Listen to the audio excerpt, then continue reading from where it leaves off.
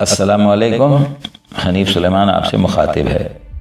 4 ماہ پہلے میں نے ماضی کے کراچی کے حوالے سے ایک پیغام کراچی کے ایک علاقے نیپی روڈ کے بازار حسن سے متعلق نشر کیا تھا، اور آج جناب محمد اقبال مانڈویہ صاحب کی ایک کتاب جو کہ کراچی کا انسائیکلوپیڈیا مطلب اس میں بامسمہ ہے، اور اسی کتاب میں کراچی کی ہر گلی اور ہر محلے کی رہن سہن، کاروبار، میل ملاپ اور دیگر کسٹمز کے بارے میں سیر حاصل معلومات مہیا کی گئی ہیں، اور اس کا نام اس دشت میں ایک شہر تھا۔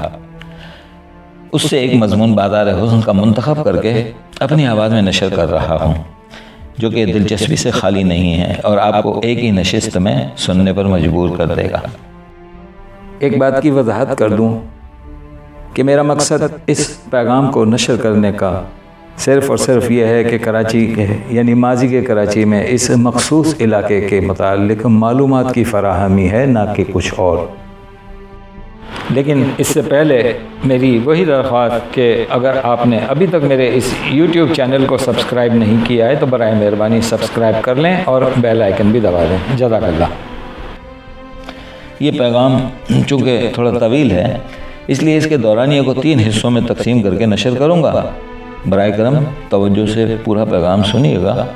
کراچی کے نیپی روڈ کا ایک کوچہ ایسا ہے کہ جس سے شہر کے حلوائی خوب واقف ہیں۔ کھویا گلی یا کھویا منڈی، تازہ دودھ کا جمع ہوا ٹکڑا سامنے رکھا ہے، مگر کھویا کہلاتا ہے۔ شاید اس کے معنی یہ ہے کہ دودھ کھویا تو یہ پایا، مگر ہم میمن لوگ اور ہندوستان کے صوبہ گجرات کے لوگ اسے ماوا کہتے ہیں۔ کھویا منڈی میں ایک بڑے صاحب تھے کہ جن سے تھوڑی سی یاد اللہ تھی۔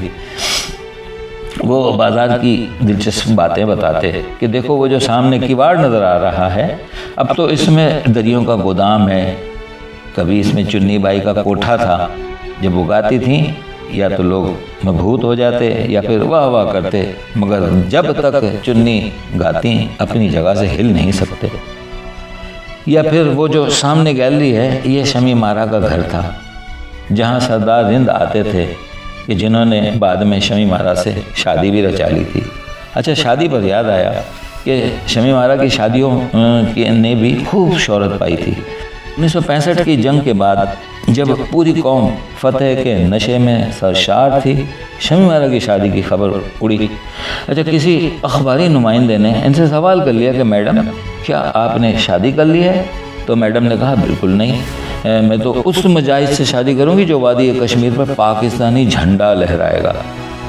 ابراہیم جلیس صاحب نے اس پر لکھا تھا کہ پاک فوج وادی کشمیر میں پہنچ بھی گئی تھی اور ایک مجاہد کشمیر کی پہاڑی پر پاکستانی جھنڈا لہرانے کو تھا کہ اس نے شمی مارا کا اعلان سن لیا اور فوراً بغیر جھنڈا لہرائے الٹے قدموں واپس اتر آیا کہ اگر جھنڈا لہرا دیا تو شمی مارا کو بھگتنا پڑے گا، جو کشمیر کے عوض مہنگا سودا ہے۔ گویا پاک فوج کے بڑھتے قدموں سے معمور آپریشن جبرالٹر کو سمیٹ لینے کو انہوں نے ازراہ تفنن شمی مارا کے کھاتے میں ڈال دیا۔ بہرحال شمی مارا ہی نہیں، فلموں سے متعلق بہت سا ٹیلنٹ اس بازار میں رہتا تھا۔ اس کے علاوہ فلموں کی معروف اداکاروں کا آنا جانا بھی کوئی اچھمبے کی بات نہیں تھی۔ ہمارے ایک دوست عید کے دنوں میں اس علاقے میں کھڑے تھے۔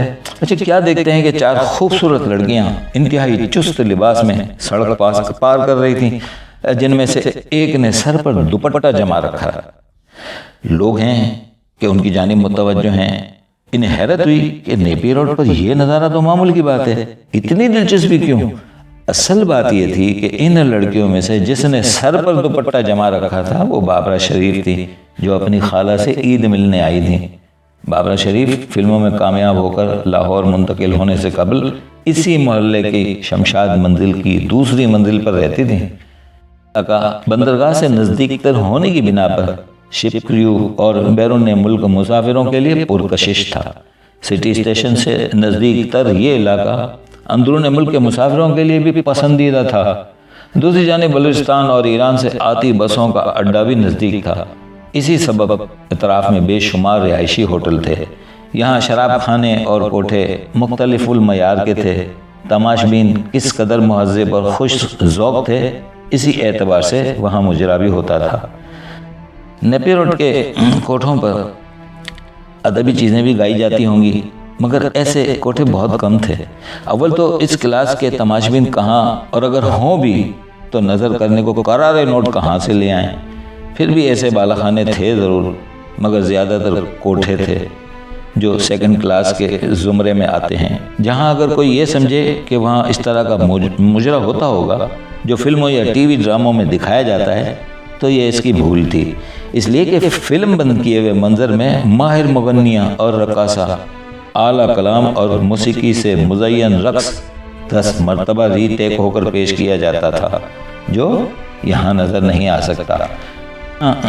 پنجابی گانے بھدی آواز، تھل تھل کرتے جسم، اور سامنے بیٹھے ایسے ہی تماشائی ہوتے جہاں بعض لوگوں کا کوئی کام نہیں۔ یہ تو دوسرا درجہ ہوا۔ تیسرا درجہ وہ تھا کہ کھویا منڈی میں اندر کی طرف سے جو راستہ جاتا ہے، وہ جو انڈے کی شکل کی تنگ گلی ہے، کہ جہاں کبھی تیسرے درجے کے شراب خانے ہوتے تھے، اور یہ گلی چکر کاٹ کر دوبارہ سے نیپے روڈ پر نکلتی تھی۔ یہ ٹھوکر گلی تھی کہ جس کے ساتھ صوفی ہوٹل ہے۔ اس ہوٹل میں کبھی دن بھر گانے بجتے رہتے اور شام ڈلے خواجہ سرا آ جاتے جو بجتے ریکارڈوں پر ناچتے، اور لوگ اس ناچ پر مسرور ہو کر سکے اڑاتے۔ یہ کمتر درجے کا ذوق تھا کہ جس کی پاسداری بھی یہ بازار کرتا تھا۔ ایک بات بس حبیل تذکرہ یاد آ گئی کہ کپڑا مارکیٹ میں ایک نوجوان سوزوکی ڈرائیور جسے شراب نوشی کی لت لگ گئی تھی، کراچی میں جو کچی شراب ملتی تھی اس کا ایک پوا 75 روپے کا ملتا تھا۔ وہ کرتا یہ کہ دن بھر میں جو کمایا اس میں سے 75 روپے میں نوشی کے لیے الگ کر لیے۔ اچھا، درمیان میں حادثاتی طور پر اس دیسی یا کچی شراب پینے سے کئی افراد ہلاک ہو گئے، تو سختی ہوئی اور شراب ناپید ہو گئی۔ جو پوا 75 روپے کا ملتا تھا 400 روپے کا ہو گیا۔ راستے میں اس سوزوکی والے سے ملاقات ہوئی تو اس نے یہ ساری بات بتائی، اور آخر میں بڑے دکھ سے کہا، آپ بتائیں غریب آدمی کہاں جائے؟ سوال یہ ہے کہ جس کے پاس اتنے پیسے بھی نہ ہوں وہ کیا کرے؟ دوسرے الفاظ میں غریب آدمی کہاں جائے؟ تو صوفی ہوٹل سے متصل ایک سنیما تھا جس کا نام کمار سنیما تھا، کہ جس میں 6 آنے کا ٹکٹ لیجئے اور 3 گھنٹے تک فلم دیکھتے ہوئے موج اڑائیں۔